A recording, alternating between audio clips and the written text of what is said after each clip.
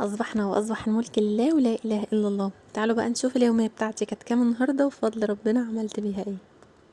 هو اللي حصل ان من بالليل وانا مكلمه جوزي قايله له بعت لي معاك العلاج دوت في التليفون، عشان كانوا يعني مكتوب لبنتي الصغيره يعني، وانا معرفتش اجيبه في اليوم ده. قلت له هات معاك وانت جاي بالليل، فجابهولي.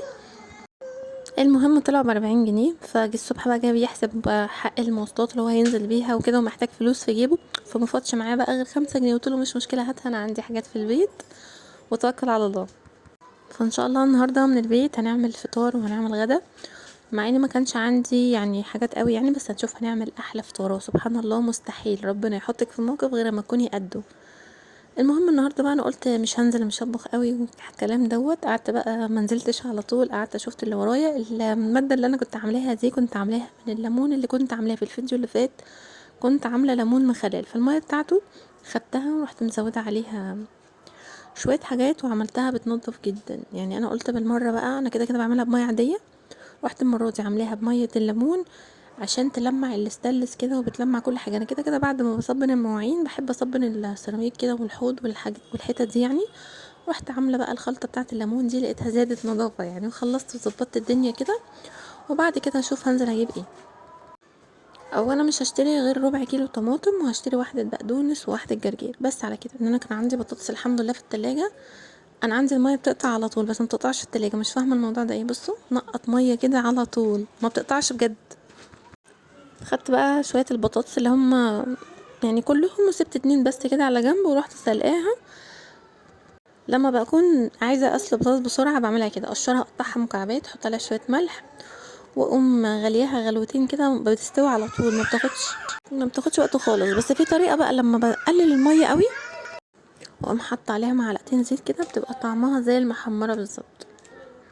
المتوفر عندي بقى النهارده كمون. انا اصلا بحب انا وولادي البطاطس ام كمون جدا، ما حبيتش احط عليها بقدونس بقى ولا الكلام ده، لان انا البقدونس محتاجاه على الغدا. هوريكم عملت غدا حلو جدا جدا جدا. بس كده خلاص يعتبر بطاطس خلصت. اقمر لهم بقى العيش وهنفطر كده الحمد لله. بطاطس مهروسه بالكمون بتكون رايقه كده خفيفه كده وحلوه قوي. ممكن اقطع عليها طماطم، بس انا كنت شاريه ربع كيلو طماطم وقليله يعني، فانا عايزاها للغدا. اصلا بقالنا كتير ما كناهاش بكمون، والله بتبقى حلوه قوي يعني، احنا عن نفسنا بنحبها. المهم ده الفطار. نروح بقى نجهز في الغدا. هو ده بصي البقدونس الصغيره، فعشان كده مرضتش اجي جنبها. والجرجير هخليه برضو جنب الغدا عشان نعمل غدا حلو محترم كده وبيشبع ويكون كمان مغذي جدا. والله بكون مبسوطة جدا لما بعرف اتصرف كده وبعمل اكلة تكون حلوة ومش مكلفة. الواحد بيكون سعيد، وان انا اصلا يعني ما ضايقتش جوزي برضه وما خليتوش مضغوط.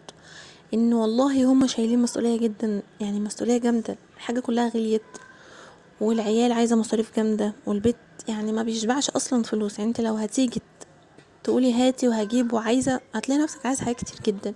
فاحسن حاجة ان الواحد يمشي باللي على قده اللي عنده. بس انا مستحيل احب ابدا ان انا استلف. الحمد لله الحمد لله على قد اللي موجود نعمل منه. وما دام الحمد لله قادرين نعمل كده خلاص، ده نعمة وفضل، والله العظيم نعمة وفضل. خدت البطاطس بقى قشرتها، قطعتها بالطريقة دي، وهحط مية على النار تغلي يعني عقبال ما انا اقطعها وكده المفروض. بس انا عامله لنفسي ترابيزه هنا على البوتاجاز عشان الاضاءه بتاعه الشقه كلها ضلمه شويه، الا هنا ناحيه البوتاجاز هي اللي يعتبر الاضاءه بتاعتها كويسه قوي عشان الشباك. فانا جايبه كده حاجه اللي هي الخشب دي وعاملاها هنا. انا بقى الحمد لله فضل ربنا، عشان باخد من كل حاجه هو شويه وبشيلها، فعندي شويه الدقيق دول. قعدت ادور كده انا على ايه اللي عندي بجد وايه، وقلت بص انا هالف اكله من البيت، يعني هالف اكله من البيت. انا عندي بطاطس الحمد لله، فرحت جدا ان انا عندي بطاطس ممكن اعمل منها كذا حاجه. بس بشوف الحاجات اللي احنا بقالنا مثلا فتره ما عملناهاش وبعملها.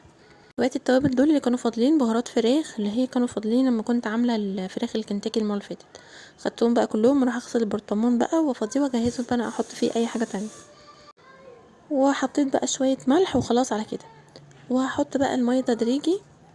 اخلي بالي بقى عشان ما فيش دقيق تاني، عشان الدنيا ما تبص مني. انا في العادي مثلا لو انا هعمل اي حاجه فيها دقيق بخلي شويه دقيق جنب احتياطي، عشان لو القوام باظ مني اقوم مزوده دقيق. بس هو في الحاله دي ما كانش عندي دقيق تاني، فانا هخلي بالي احط الميه تدريجي كده على خفيف. يا سلام بقى لو انتي ما شاء الله، لو انتي مش ماشيه مثلا باليوميه، او مثلا حتى لو ماشيه باليوميه او بتقبضي بالشهر او اي حاجه، وتفضلي تعملي كده، تحاولي تعملي على قد ما تقدري من البيت الحاجات اللي موجوده وتدبري عليها وتفكري، ما تستسهليش. هتلاقي نفسك ما شاء الله عرفتي توفري حاجة تقدري بقى تجيبي بيها مثلا لبس، تقدري تجيبي بيها حاجة ناقصة في البيت، حاجة بتبوظ في البيت، مادام هي بفضل ربنا الفلوس موجودة. هي اصلا معظم المشاكل في البيوت بتبقى بسبب الفلوس، ان الست كتر خيرها برضو عمالة شايلة هم ومش عارفة تجيب ايه ولا تجيب ايه، والراجل برضو مش عارف يعمل ايه وشغال ومش عارف ايه يديكي ايه ولا يديكي ايه. فنحاول نخففها على بعض وان شاء الله، وكل حاجة بالدعاء والله. اقعدي قولي اللهم دبر لي امري، اللهم اني استعين بيك، اللهم ارزقني البركة، اللهم اني اعوذ بك من العجز والكسل. انا الدعاء ده بحبه قوي، لازم كل يوم اول ما بصحى بقوله، لانه معناه كبير قوي قوي قوي. اعوذ بك من العجز والكسل. مش في ساعات انت بتبقي عايزه تعملي حاجات كتير قوي ومش قادره، نفسيا تعبانه، هو ده الكسل. انت عايزه تعملي كذا حاجه بس بجد نفسيتك مش قادره ان انت تعملي اي حاجه. والعجز بقى ان انت عايزه تعملي كل حاجه ولكن للاسف مش قادره. مش عارفه مين مستقصدني تحت، كل ما اتكلم يجدل على الصوت.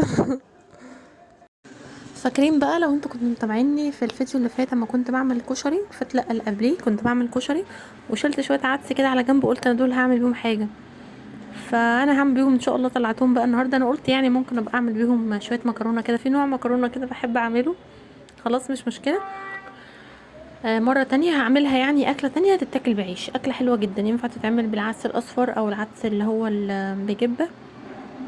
بس انا النهارده هعملها بعيش، يعني مش هعملها على مكرونه. ممكن برضو احط الصوص اللي انا هعمله ده مثلا واسلق عليه مكرونه، بس انا لا هعمله اكله ايه تتاكل بعيش. ان انا النهارده كنت شاريه العيش بالبطاقه زي ما بقول لكم، فالعيش طازه بحب اعمل بقى مادام في عيش طازه اكله بالعيش. المهم بقى هنا انا خدت طماطمايه كده من اللي كانوا عندي، من اللي انا لسه شاريهم النهارده ربع كيلو، والراجل عشان انا شاري ربع كيلو طماطم حط لي فلفلايه ببقيه الميزان يعني، فقلت حلوه جدا احطها مع العدس ده. هقطعها بقى الفلفلايه والطماطم، وانا كان في بصلايه لو خدت بالكم مع البطاطس انا برضو قطعتها حطيتها على العدس. يبقى انا حطيت العدس والعدس على النار اسمها ايه البصله، وهحط طماطمايه والفلفلايه كمان، لو ما فيش فلفل ما فيش مشكله. لو عندك معلقه صلصه ولا حاجه حطيها تبقى حلوه قوي، فص توم تمام.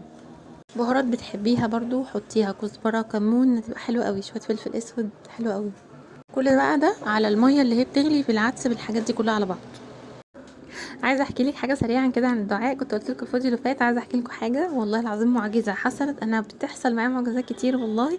يا ريت لو حد حصل له معجزه برضو، الحاجات دي بتاثر فيا قوي. لو حصل حاجه معجزه بسبب الدعاء او بسبب حاجه زي كده اكتبوها لي في التعليقات. المهم انا في مره كان انا بابايا جاب لابني تليفون تمام، وكان نفسه ان هو يجيب له جراب بقى، وقعد فتره كبيره يقول لي ماما انا عايز جراب، يا ماما عايز جراب، وانا بصراحه ما كنتش ساعتها الظروف مسامحه ان انا اجيب له جراب. قلت له طب بص، انا معلمه برضو ولادي اي حاجه، والله اي حاجه هحكي لكم كذا موقف على حاجه زي كده يعني، هقول لهم ادعوا ربنا اي حاجه حتى لو كانت صغيره او كبيره، عشان دايما يفتكروا ربنا. انا بس في المرحله دي كنت حطيت طاسه بقى، وبقول لكم انا عملت الفصين توم يعني في البتاعه دي، وهشوحهم بقى كده، وهقوم طشه الخليط كله اللي انا عملته اللي هو العدس والحاجات دي كلها، وسبتها لحد ما نعمت قوي مع بعض. هطشها بقى على التومه دي ما تحمر، لو في شويه كزبره يا ريت تحطيها مع التومه دي زي طشه الملوخيه كده، هتبقى رهيبه بجد، طعمها حلو جدا. وممكن احنا عن نفسنا اليوم ده كنا بعيش، هوريكي في الاخر الاكله اللي انا عملتها ايه، حاجه كده تحفه. هكمل بسرعه قصه موضوع الدعاء ده. فالمهم ابني كمان يتحرج قوي ان هو يقول لجده عايز جريب ولا حاجه زي كده، برضه يتكسف جدا. وانا برضو مش مستحيل هقول له كمان هات له جرير، كيف كتر خير ان هو جاب له تليفون طبعا. هو عمال يقول لي انا خايف عليه لا يقع ومش عارف ايه، انا عايز جريب انا عايز جريب. وانا بجد كنتش هينفع ان انا اجيب له الفتره دي كنا في مدارس كمان وكده. المهم قلت له طب بص، ادعي ربنا وان شاء الله ربنا هيرزقك وتجيبه. قال لي ازاي يا ماما؟ قلت له ادعي ربنا. فراح قايل لي خلاص ماشي. المهم قعد يدعي ربنا، وكل ما يصلي يقول لي انا بدعي ربنا. اقول له ماشي خليها على الله. انا في ظني في دماغي انا ان شاء الله ناويه ان انا هحوش له يعني، وهجيب له الجراب اللي هو عايزه والله العظيم، عشان يبقى عنده ثقه في الله يعني. فبصيت لقيته حصل حاجه، هو التليفون بتاعه تليفون مش كانش نازل اللي هو اخر حاجه ولا بتاع، لا هو التليفون اللي هو وسط كده، او ممكن يكون كمان موديل قديم ممكن. المهم لقيت ابني راح، بابايا برضو جه فاداله يجيب بقى حاجه حلوه، كان قاعد فقال له خد روح هات لك حاجه حلوه. فبص لي كده اللي هو يحوش يجيب الجراب، فانا قلت له لا يا حبيبي روح هات حاجه حلوه وان شاء الله خير، ان شاء الله ربنا يسهل. انا في دماغي عشان هجيبه له، ربنا يسهل وهيجي لك ان شاء الله، هبقى اجيبه لك ان شاء الله. فقال لي ماشي. فنزل راح جاب كيس كده، والله بوزو بيكسب، كان ب5 جنيه هو وبيكسب كده. انا ابني بيحب اللون الاحمر جدا، يقوم يلاقي ايه بقى في الكيس البوزو ده، والله العظيم الجراب بتاع نوع التليفون بتاعه لونه احمر زي ما هو كان نفسه فيه بالظبط. بس الاول ايه رايكم بقى في الغدا بتاعنا النهارده؟ بصوا الاكله تحفه جدا ومغذيه جدا، والف حمد وشكر ليك يا رب والله العظيم. بصوا شفتوا رزق ربنا عامل ازاي. دي بطاطس انا بقول عليها بانيه، او بوريه بقى، والعدس اللي هو بالطشه طعمه حلو قوي. ممكن زي ما بقولك تعملي معاه شويه مكرونه مسلوقه بتبقى حلوه قوي، بس كتري في الصلصه شويه، وشويه سلطه بقى، وشويه جرجير، والعيش الحمد لله نعمه وفضل. والله العظيم الواحد مش عايز ايه تاني، الحمد لله. ده رزق بقى ولا مش رزق؟ يعني الحمد لله والشكر لله. انا دايما اقول لولادي حبايبي احنا اغنياء، احنا اغنياء، الغني هو الله، بس احنا اغنياء الحمد لله والشكر لله ان احنا بناكل اللقمه ومفيش في جسمنا الم. هو انا لو معايا فلوس هعرف اشتري ستر، هعرف اشتري صحه؟